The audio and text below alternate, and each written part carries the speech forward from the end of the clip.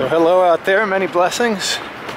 I think most of the time you've seen me in blue skies and sunny weather in LA, but I'm here in New York working with clients.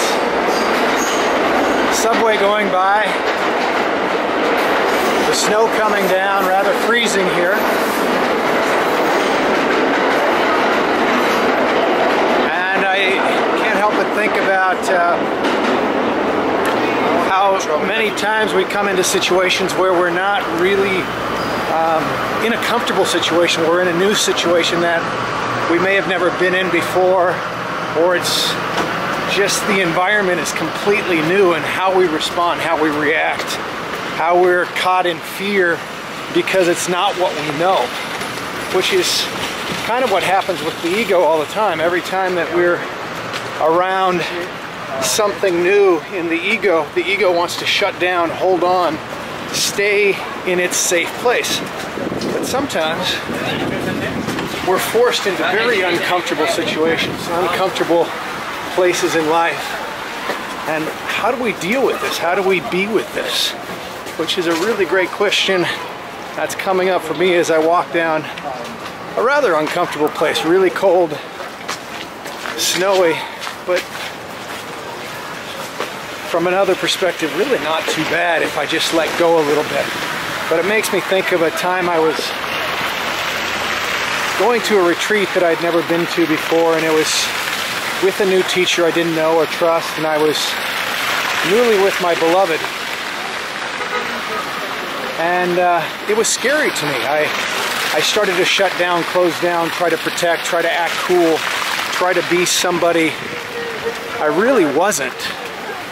And after a few days being in that retreat, I got called out on it by the teacher. His name's Leonard Jacobson, great teacher, by the way. And he just said, "Jason, why aren't you raising your hand when everybody else is raising their hand? When I ask do you feel this way or not, why aren't you participating?" And I realized I was closing off, holding on, trying to control, trying to be somebody cool. Whether I was or not, it didn't matter. What mattered is authenticity and truth.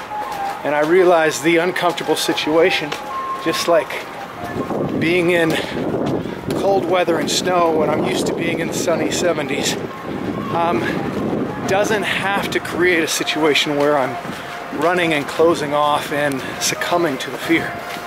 So after that, after he called me out, I settled in and started to really trust more and more in me, more and more in him and the process, and it ended up being an amazing experience, and actually going back there to a retreat with Veronica next week.